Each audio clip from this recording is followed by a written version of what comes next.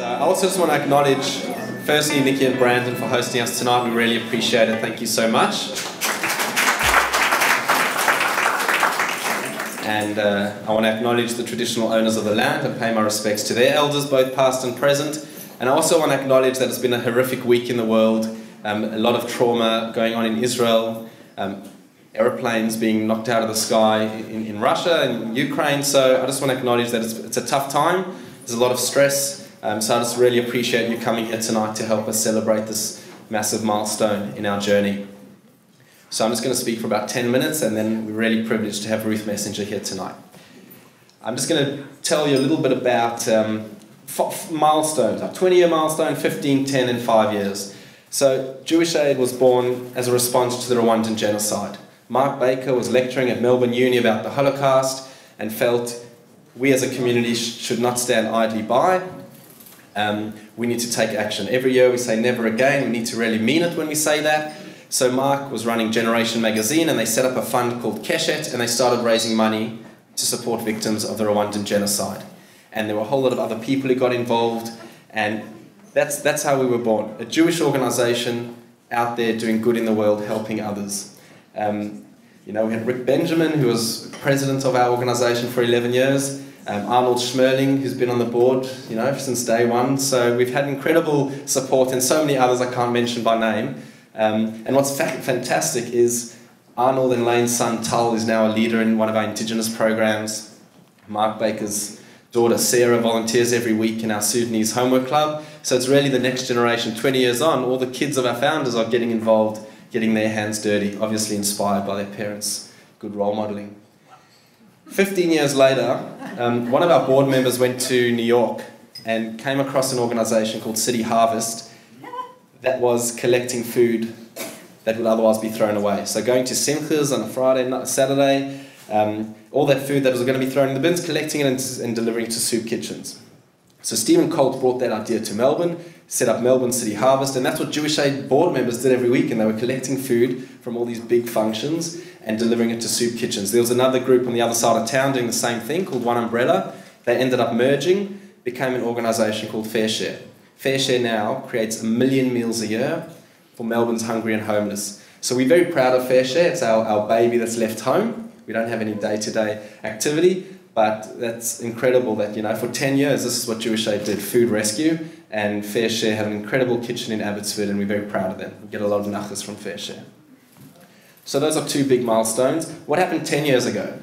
So 10 years ago, Ruth Messenger in New York was deeply disturbed by what was going on in the Darfur genocide. Omar al-Bashir was killing millions, hundreds of thousands of people in Darfur. So American Jewish World Service and the United States Holocaust Memorial Museum came together and created the movement called Save Darfur.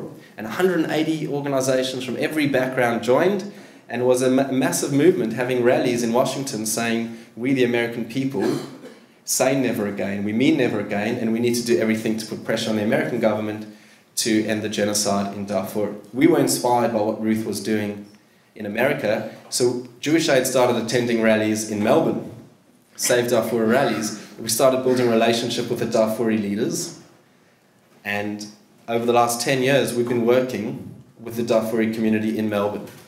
We have holiday programs, outings, 3 weekly homework clubs, one-on-one tutoring for 60 Sudanese kids every week, 1 in Sydney, 2 in Melbourne. We have a women's group that takes place every Thursday in Dandenong. We have an encounters program with one-on-one mentoring. We have 33 of those partnerships. And at this point, I just want to acknowledge Lisa Buckner, who's been working at Jewish Aid for 10 years, our first staff member, who's really built all of these programs from the ground up. She's won 3 awards in the last 2 years, so I just want to acknowledge Lisa. Well done, Lisa. Why do we work with the Sudanese community? Because the Jewish community knows what it's like to be refugees. We arrived 70 years ago. The Torah tells us, welcome the stranger, for you are strangers in the land of Egypt. Welcome the refugees, for you are refugees in the land of Australia. So we're very proud of the work we're doing to help this community find their feet and thrive in this country. 10 years ago, around the same time, we started working in an Aboriginal community 10 hours north of Sydney, a 10-hour drive, about 5 hours inland from Byron. We spoke to the elders. They said, our kids get up to a lot of mischief during the school holidays. Can you come and run some fun, engaging activities for the kids? You know, with our youth movement background, that's something we specialise in. So every school holidays for the last 10 years, we've been going up to Turmal and Bogabilla and running fun activities for the kids, and also educating the 132 Jewish university students who've been on this program with us. And because we've watched these kids grow up from 5 to 15, they trust us, they love us. The program's called Derech Eretz, but the kids call us the Jewish mob. They can't really pronounce Derech Eretz. A lot of the Jewish students can't pronounce it either. But now we're running leadership training. We're running hadracha courses, you know, taking all these great activities from our youth movements and exporting that model. So 2 weeks ago, we ran our third leadership. It's called Camp Connections, and we're training up Indigenous young leaders, and it's a very exciting program. So we get 40 applicants for 12 spots, so we're looking for other Aboriginal communities to work in. The very famous story about William Cooper, in 1938, heard about Kristallnacht, and felt compelled to act, so marched to the German consulate in Melbourne with a petition saying, "We, the Aboriginal people of Australia, condemn the Nazis' treatment of the Jews." A really powerful act. When most of the world was silent, an Aboriginal elder who wasn't allowed to vote, wasn't counted on the census, decided to stand up for the Jewish community. So we were really inspired by that story, and I met his great-grandson Kevin Russell, and we went up to Kamraganja, where William Cooper was from, and for the last 3 years, every school holidays, 4 times a year, we're running school holiday activities in Kamraganja for the great-great-grandchildren of William Cooper. So an amazing story coming full circle. We were there just last week. So yeah, working with this refugee community and Indigenous community is a really big part of what we do today.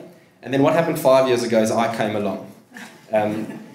Joey Borenstein from Arnold Bloch Liebler helped us get our DGR status so we could offer tax-deductible receipts, and that really helped us fundraise. So the board fundraised a bit of money and then employed me. I moved down from Sydney this week, 5 years ago. And from there, we've really been able to expand. We launched some exciting education programs. So 3 years ago, I was sitting around the Jewish Aid boardroom with Nikki Karp and Galit Krongold and Deb Cohen, and we were discussing how can we engage our B'nai Mitzvah-age kids in making their year more than just about the simcha and what presents they get, but about how to make a difference in the world and what does it mean to be a Jewish adult? Who are you responsible to? So we created this program called Stand Up ABC, an 8-week course, and in the first year we had 4 groups and they loved it. This last Sunday, 2 days ago, we had 4 groups start, 2 in Melbourne, 2 in Sydney. So it's become a really popular program. A lot of the synagogues are sending us their kids to do it as part of their year-long B'nai Mitzvah program and instilling a strong sense of social justice in our next generation. Thanks to Gandalf Philanthropy for really helping us scale this program. So without them, we're probably running it 2-3 times a year. We're now running it, 12 times a year. And we love leadership at Jewish Aid, and we're a bit of a leadership factory. So we decided to create the best leadership course around called the Isaiah Fellowship. It's a 9-month program. We selected 10 of the best young adult leaders, aged 22 to 30. And it's almost like a master's in social entrepreneurship and leadership through a Jewish lens. So they each paid $2,000 to do it. It's 2 retreats, 12 workshops, 4 excursions. So it's a big commitment on their part, but it's about investing in these guys, giving them the knowledge, skills, and networks to be more effective leaders, both in our community and the wider community. So we're halfway through our pilot year, and it's been unbelievable. And a few of the fellows are here tonight. So when I started, our budget was about $90,000 a year, and this last financial year we just raised over $800,000. So we've grown, tenfold, and that 800,000 excludes the 140,000 we raised for the typhoon in the Philippines and the 40,000 for the bushfires in New South Wales. So almost $1 million. So it's really exciting, the energy around our organisation. And what's really amazing is the philanthropists who believed in us. A little 26-year-old coming down from Sydney, please can you make a donation to support us? We want to get Jewish Aid really going. And people trusted us and believed in us and decided to invest in us. And I'm really proud of how much we've achieved. We've opened an office in Sydney. We have 7 great board members, 15 staff members, all who are here tonight, equivalent to 7.5 full-time, so a lot of casuals. But it's really exciting what we've been able to do with philanthropists believing in us. So keep believing in us, please. So we were called Keshet for the first 10 years, and then we became Jewish Aid in 2004. And it's a great name, and we love the name Jewish Aid, but it's causing a lot of confusion. There's another organisation in Melbourne called Jewish Care, you can see why the confusion is there. Even the logos look exactly the same. The hands interconnected. My mother tells everyone I work for Jewish Care. I'm the CEO of Jewish Care. So, we decided to come up with a new name. And we wanted a name that was a call to action. Jewish Aid's all about leadership. We've spoken about, Mark Baker standing up and creating Keshet. We've spoken about William Cooper standing up for the Jewish people. Ruth Messenger standing up and creating a movement. Our Isaiah Fellows, Ariel Zelwer doing stand-up ABC. Jewish Aid is all about standing up. It's not always comfortable being a leader, but if we want a better world, we do need to stand up. So it's a call to action. It's motivating. It's inspiring. Jewish commitment to a better world. So very much proudly Jewish and inspired by Jewish values. But this is our brand going forward. Thanks to Life Lounge, Dion and the team for helping us come up with this brand. It took a lot of work, but we're really proud of it. And I want to show you a brief 2-minute video that is our volunteers and the people we work with sharing a bit about why they love us so much. Joel, I might ask you to switch the lights off in the corner there. Okay, Nikki will do it. All right, enjoy this video.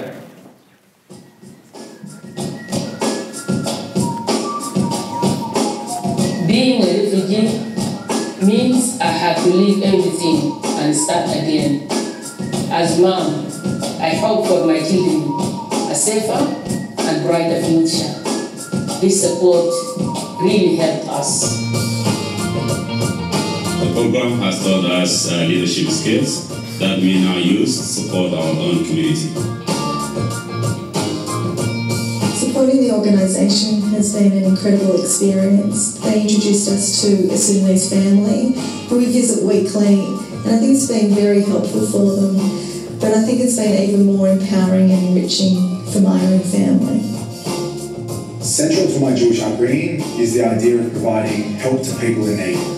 And my involvement with Indigenous communities in Tumla, Bogabilla and Kamraganja has allowed me to have meaningful interactions and really valuable exchanges with Indigenous youth and adding a Jewish flair and flavour.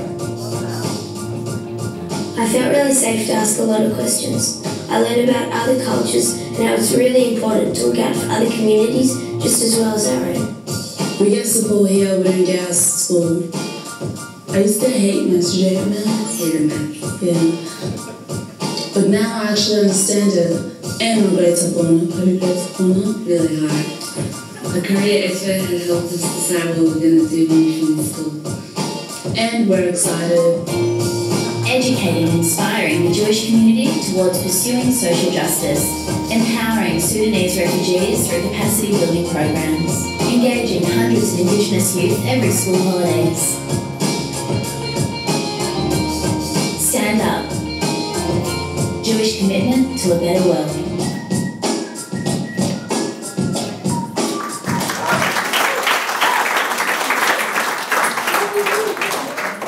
Great. And thanks so much to Sian Darling tonight for making that video. She's here tonight as well, one of our awesome Isaiah Fellows. And an hour ago we launched our new website, standup.org.au. It is an incredible website. I'm so excited for all of you to go and check it out. And I just want to acknowledge the Splashbox team who are here tonight, Danny and Noah and Lainey, who done this website for us pro bono. It was a very expensive website, so we really appreciate it. And when Noah Borenstein, a few slides ago I mentioned that his father Joey helped us get our DGR status. And so like father, like son, it's really incredible the transfer of values through generations. So really appreciate it, the Splashbox team.